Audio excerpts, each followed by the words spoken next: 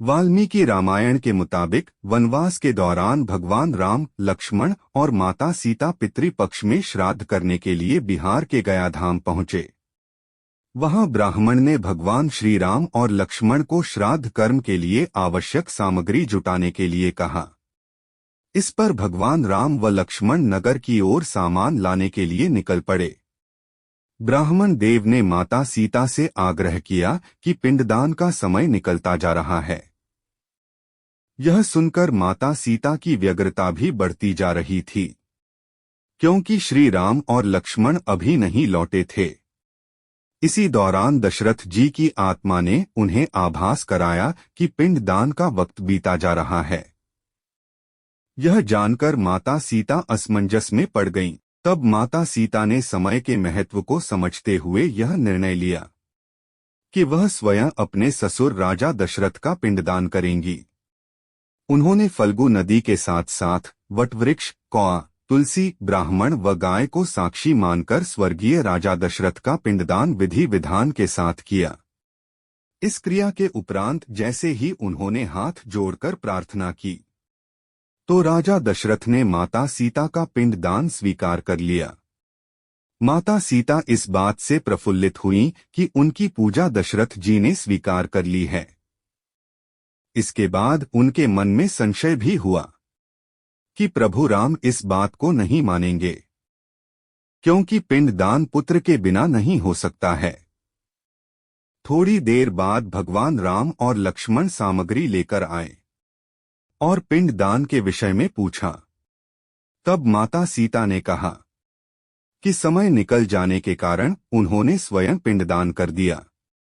प्रभु राम को इस बात का विश्वास नहीं हो रहा था कि बिना पुत्र और बिना सामग्री के पिंडदान कैसे संपन्न और स्वीकार हो सकता है। इसके बाद माता सीता ने कहा कि वहां उपस्थित फल्गु नदी, तुलसी, कौआ, गाय, वटवृक्ष और ब्राह्मण श्राद्ध कर्म की गवाही दे सकते हैं।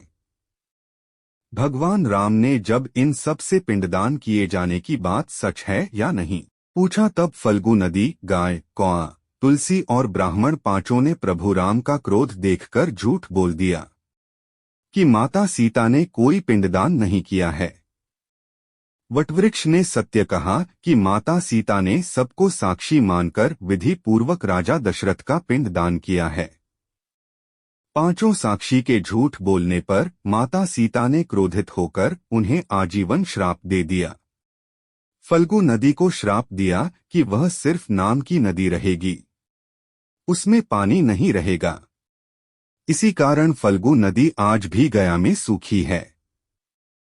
गाय को श्राप दिया कि गाय पूजनीय होकर भी सिर्फ उसके पिछले हिस्से की पूजा की जाएगी और गाय को खाने के लिए दर बदर भटकना पड़ेगा।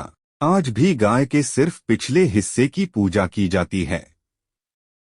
माता सीता ने ब्राह्मण को कभी भी संतुष्ट न होने और कितना भी मिले उसकी दरिद्रता हमेशा बनी रहेगी ऐसा श्राप दिया।